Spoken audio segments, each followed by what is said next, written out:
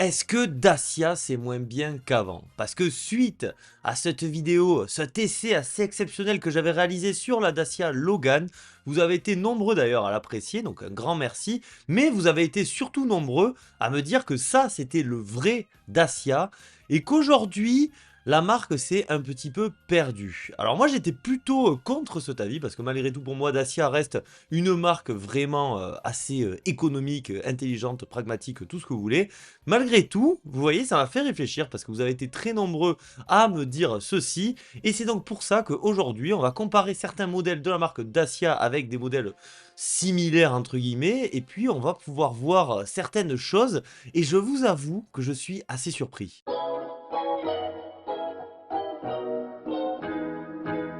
Mais avant toute chose, cette vidéo est sponsorisée par CyberGhost VPN. CyberGhost VPN vous permet de masquer votre adresse IP en chiffrant vos données et en redirigeant l'intégralité de ce que vous faites. Avec CyberGhost, vous devenez invisible sur le net, tel un véritable fantôme. Non seulement il protège vos données sur les réseaux publics, mais il vous offre aussi l'accès à des contenus géo-restreints de plus de 35 services de streaming, comme par exemple les catalogues Netflix et Disney+, pour que vous puissiez obtenir 40% de contenu en plus. Même sur YouTube, si vous en avez marre des publicités, dites-vous que vous pouvez obtenir YouTube Premium pour 1,50 € en vous connectant directement en Argentine au lieu de 12 € chez nous. C'est d'ailleurs ce que j'ai fait. CyberGhost est le leader mondial dans l'industrie de la sécurité et de la confidentialité avec plus de 38 millions d'utilisateurs et une note de 5 étoiles sur Trustpilot. Pour à peine plus de 2 € par mois, ça peut être très intéressant. Surtout si vous vous rendez sur le lien en description, vous bénéficierez de 4 mois offerts sur l'offre pour 2 années. Vous pouvez utiliser CyberGhost VPN sur 7 appareils avec un seul compte et c'est compatible Windows, Mac, iOS, Android, Linux et même les consoles de jeu ou encore les Smart TV. N'hésitez pas à tenter l'expérience car c'est 45 jours satisfaits ou remboursés. Un immense merci à CyberGhost VPN pour soutenir mon travail et nous, on retourne à la vidéo. Dacia a changé. Alors ça, j'ai pu le lire un nombre incalculable de fois. Alors c'est sûr, c'est vrai. Là d'ailleurs, on peut le voir parce qu'il y a toutes les générations de Duster réunies. On est passé d'un véhicule assez pragmatique avec un design sympa quand même. Moi j'aime bien le premier Duster à une voiture presque de mode. Le dernier Duster, selon moi, il équivaut presque les ténors du genre que sont par exemple le 3L8, le Qashqai, l'Austral, alors qu'auparavant il était quasiment unique dans son segment. Et du coup à travers cette vidéo, j'ai pris les 4 modèles Dacia essentiels que sont la Sandero, le Duster, le Jogger et la Spring et puis j'ai tenté de les comparer avec des véhicules peu ou prou similaires pour voir si vraiment il y a un avantage concurrentiel comme à l'époque. Parce que c'est vrai qu'à l'époque, Dacia, ils étaient clairement intouchables. Il y avait des milliers d'euros de moins. Après, il faut dire ce qui est, les voitures étaient moins glamour, moins bien équipées, mais ça va nous intéresser que moyennement. Alors, par exemple, du côté de la Sandero, qui reste la Dacia, du coup, la moins chère de toutes. On est passé à 12 240 € en entrée de gamme, avec une version de 65 chevaux. Et c'est vrai que finalement ça a quand même pas mal augmenté. Alors niveau concurrence, il y a une certaine Suzuki Swift que je vous montrerai un petit peu après et une certaine C3. La C3 fait 100 chevaux, donc on va essayer de s'aligner dessus. On en avait déjà parlé il y a quelques temps de cela sur ma chaîne secondaire J'accélère, mais la Sandero d'une puissance équivalente, et bien finalement, vous voyez, comparé à la IC3, 14 990, 14 250 €. Alors ici l'avantage quand même c'est qu'on aura une version GPL. Moi en termes de look je préfère la Sandero sincèrement. Même si la C3 j'aime bien son côté dépouillé, ça fait quand même voiture un petit peu cheap. La Sandero est plus sympa, vous voyez, attention. Hop, la magie du configurateur Dacia. Après on a du blanc. Nous ce qu'on va chercher à savoir c'est pas forcément de savoir quelle est la mieux, c'est surtout de savoir si Dacia reste toujours implacable niveau tarif. Là-dessus, c'est pas fou. Ensuite, il y a une autre rivale, donc ça va être la Swift hybride. Donc même si on prend la basique, on est quand même plus haut. 17 790 €. On peut l'avoir, ça aussi c'est marrant, avec ce orange. Moi j'adore, c'est la couleur gratuite, donc on va le prendre en orange. Et là, on a notre petite voiture, Swift hybride. Ça rigole, 0, mais c'est quand même un petit peu plus cher, c'est moins puissant. L'avantage par contre de la Swift, que les autres n'ont pas, c'est qu'on peut la prendre en version 4x4. Voilà, si jamais ça vous intéresse. Par contre, moi je trouve qu'esthétiquement, malheureusement, c'est la plus vilaine des Swift qui existe. On dirait vraiment un truc des années 90. Pas terrible. Donc on continue, hein. Là déjà, la Sandero, elle n'est plus si intouchable que ça parce que Citroën est là et potentiellement la Swift peut aussi se trouver en embuscade. On continue avec le Duster. Alors le Duster pour le coup, J'adore. J'adore, j'adore. Il est merveilleux, je le trouve vraiment magnifique. Alors le cas du Duster, il est un petit peu particulier parce qu'il débute en dessous de 20 000 euros. Par contre, si on veut une version un petit peu plus puissante, 4x4 ou hybride, ça va être facilement, voilà, 26 000 euros, voire dans les 30 000 euros si on veut quelque chose de bien équipé. Et ça, je sais qu'auprès des fans historiques de la marque Dacia, ça a du mal à passer parce qu'une Dacia, normalement, jamais ça doit faire 30 000 euros. Malgré tout, moi, je trouve que le Duster, il est superbe.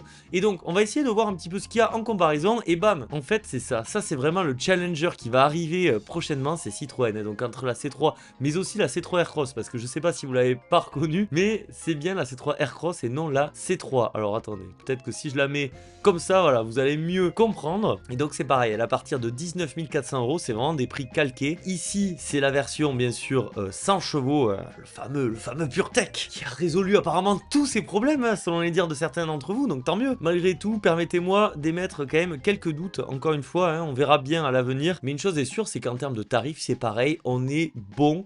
Niveau Citroën, ils ont réussi quand même à faire vraiment quelque chose d'intéressant. Je trouve qu'on n'en parle pas tant que ça.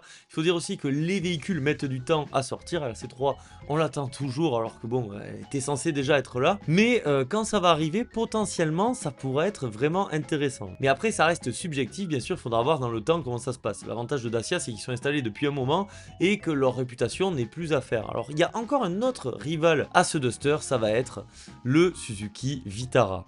Voilà, alors Suzuki Vitara qui vient d'être restylé récemment. Et ça, c'est, si vous voulez, quelque chose d'un petit peu plus exotique. Là aussi, on peut avoir une belle version 4x4, hein, mais d'ailleurs sur le Duster aussi, donc ça, c'est plutôt cool. Et attention, regardez-le, waouh, incroyable. C'est dommage qu'ils aient pas fait une autre couleur. C'est le Vitara que j'avais quand j'étais au Costa Rica. J'en ai sorti l'essai si jamais ça vous intéresse. Ici, ils l'ont un peu amélioré esthétiquement. Il est un petit peu plus joli. Il est mieux équipé que celui que j'avais pu essayer. C'est un moteur, voilà, 1,4 litre turbo hybride, il me semble qu'il fait 129 chevaux. Et là, c'est pareil, parce que si on prend un Duster hybride ou même le C3 Aircross hybride, finalement, ça sera plus cher. Donc, pareil, on pense qu'au Duster, mais moi le premier, et finalement, c'est vrai qu'il peut y avoir des alternatives. La différence avec le Vitara, c'est qu'il est quand même un petit peu plus petit. Il fait un petit peu moins de 4,20 m quand le Duster va faire un petit peu plus de 4,30 m. Mais bon, finalement, dans la catégorie, on compare bien un Capture et un 2008, et c'est à peu près les mêmes tailles d'écart. Hein. Le Vitara va ressembler au Capture en termes de taille, et le Duster va ressembler au 2008 en termes de taille. Par contre, l'avantage du Duster, c'est qu'on peut l'avoir donc en version GPL. Pour moi, c'est vraiment la version la plus intéressante, et plus on va loin dans la puissance, moins c'est intéressant pour moi. Mais c'est vrai que le 100 chevaux reste plutôt bien placé, mais pas intouchable. Par contre, en termes de style, je suis désolé, hein. On compare le Duster à ça, je préfère largement le Duster. Et je le préfère même assez largement à ce Vitara. Après ça, les goûts et les couleurs, hein, c'est vous qui voyez. Là, le constat, c'est pas forcément de dire que Dacia fait des plus beaux véhicules, parce que ça, je pense qu'on est tous d'accord. Je trouve ça assez instructif, parce que pour moi, Dacia gardait quand même une longueur d'avance. Et finalement, je me rends compte qu'elle est en train vraiment de s'amoindrir, surtout quand des concurrents assez sérieux, historiques comme Suzuki, ou alors nouveaux entre guillemets comme Citroën qui revoit complètement son positionnement. Attention Dacia, faites très attention, et ça va se confirmer avec le Jogger. Alors le Jogger, c'est encore particulier parce qu'il est unique dans son segment, c'est-à-dire que avoir un break familial pour moins de 18 000 euros, il n'y a que lui qui propose ça. Il a une variante 7 places, c'est intéressant, on est d'accord. Malgré tout, ça reste une Logan Break, une grande Sandero comme vous voulez, c'est pas non plus si incroyable que ça. Là, c'est les prix pour les versions 5 places. Alors en 5 places, en break comme ça, il n'y a pas forcément de concurrent, si ce n'est... Ah, toujours pareil en fait, hein. Ce bon vieux C3 Aircross qui sera un petit peu plus cher, je vous l'ai remis, mais vous voyez bien, on sera quand même dans quelque chose de peut-être encore un petit peu plus habitable. La voiture reste aussi très compacte, donc c'est potentiellement intéressant. En tout cas, c'est une alternative, hein. Même si toujours pareil, hein, moi le PureTech, je suis quand même toujours pas hyper convaincu. Par contre là, je vais vous parler, et c'est aussi pour ça que j'ai fait cette vidéo. Pour moi, la voiture la plus intéressante du moment, ce n'est plus une Dacia, et ça c'est assez dingue, c'est celle-ci. La Fiat Tipo. Alors c'est assez incroyable parce que l'année dernière j'en avais fait une vidéo justement où je disais que la Tipo symbolisait bien la dérive automobile actuelle. C'était donc en 2023 parce qu'elle était passée d'un tarif autour de 12 000 euros à 28 000 euros sans changer forcément grand chose. Il y avait une hybridation pas forcément terrible, un relookage pas incroyable, et alors Fiat là, je sais pas ce qu'ils ont fait, ils ont pété un boulon et ils nous ont ressorti une Tipo berline, donc vraiment la carrosserie qui plaît le moins en France, disponible uniquement en 1,6 litre diesel 130 chevaux. Incroyable. Et surtout, alors ça pourquoi pas, hein, le 1,6 litre multijet, hein, là je mens pas, il est bien ici. Et ce qui est incroyable, c'est que c'est à partir de 16 900 euros. Oui, oui, 16 900 euros, une berline entre guillemets, 130 chevaux diesel. Non mais est-ce que vous vous rendez compte? C'est n'importe quoi. Cette voiture, elle est à contre-courant total et je trouve ça génialissime. Et même si vous voulez une version un petit peu plus huppée, vous l'avez à 18 900 euros. Et sincèrement, on va la regarder. Regardez-moi ça. C'est trop cool. J'adore. Nous, on va regarder la version la moins chère, donc 16 900 euros. Non mais est-ce que vous vous rendez compte? 16 900 euros, une voiture neuve, diesel, 130 chevaux, en plus une voiture habitable, une berline. En fait, c'est la nouvelle Logan, celle-ci, c'est incroyable. Et franchement, bon alors c'est pas la folie, clairement. L'intérieur, bon il a 10 ans, hein, ça se voit, même un petit peu plus. Hein, même à l'époque, il était pas fou. On peut prendre l'option bleu océano, allez, on est des fous. Et là, on a presque une voiture... je vais pas dire un statutaire, hein, je pense que là vous allez gueuler, mais sincèrement je trouve ça trop cool quoi. On a une voiture avec un moteur qui est réputé pour le coup en plus plutôt pas mal, 130 chevaux diesel, vous allez pouvoir enchaîner les kilomètres, stocker des gens, stocker des affaires. Je trouve ça trop cool. Pour le prix, c'est moins cher qu'une Spring. C'est le prix d'une Sandero bien équipée, c'est incroyable. Maintenant, on compare une Fiat avec une Sandero pour dire que la Fiat est pas chère. Alors Fiat en plus, ils font un peu tout et n'importe quoi actuellement. Hein. En plus, tout s'oriente plutôt autour de la 500, qui est une base de 500 de 2007. Vaut plus cher que cette voiture, qui est quand même entre guillemets plus abouti quoi, c'est une plus grosse voiture avec un plus gros moteur, bref, en plus on a droit quand même à la nouvelle calandre Fiat là, moi je trouve ça vraiment exceptionnel, c'est pour ça que je m'attarde un petit peu plus là-dessus, je trouve ça fou, donc vraiment si vous cherchez une voiture, que vous avez une petite famille, que vous roulez beaucoup, bah de toute façon là il n'y a plus d'alternative, il y a quasiment plus de diesel et Fiat ils reviennent avec ça.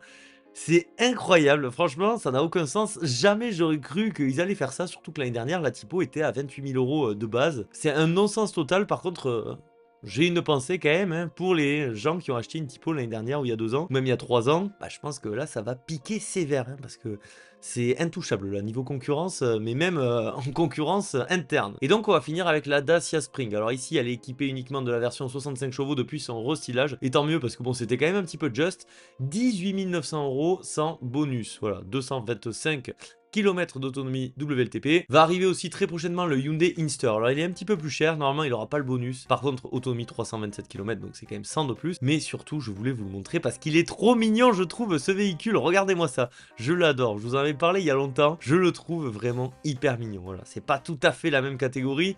Si ce n'est niveau gabarit, ça sera quand même un petit peu mieux. Le Inster, il va plutôt s'attaquer frontalement à la C3, encore une fois, mais la C3 électrique, la IC3 là, alors ils disent à partir de 14 800, en fait c'est faux parce que là il faut rajouter les 9 500 euros, moins 4 000, donc en gros ça va faire un petit peu plus de 20 000 euros.